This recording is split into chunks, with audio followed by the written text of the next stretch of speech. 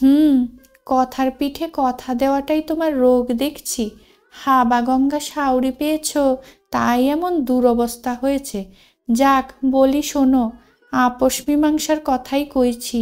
ঘরণী গিন্নি বেটার মা তুমি, অনেক দিন তো স্বামীকে ভোগ করলে, ওকে একেবারে ভাসিয়ে দিলে চলবে কেন? ওরও আগুন সাক্ষী বিয়ে। আমি বলি কি, একটা পালা ঠিক করো। মনে মনে হাসেন শশীতারা।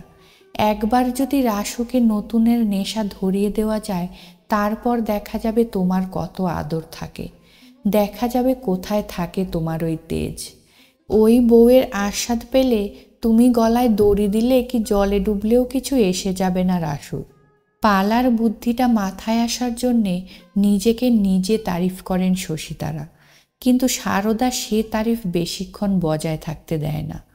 তীক্ষ্ণ কণ্ঠে বলে, তোমাদের অনুমতি না নিয়েই যাচ্ছি পিসিমা, এসব নিচু কথা শুনতে মাথা কাটা যাচ্ছে।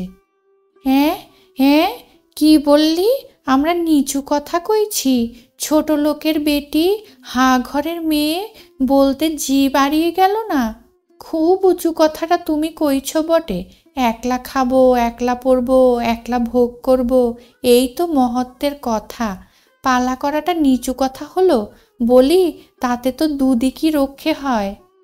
সারদার বোধ করি কি একটা কঠিন কথা মুখে আসে, কিন্তু সেটা কষ্টে দমন করে বলে, দুদিকই রক্ষের দরকার নেই, একদিকই রক্ষে করো তোমরা। এরপর আর দাঁড়ানো চলে না।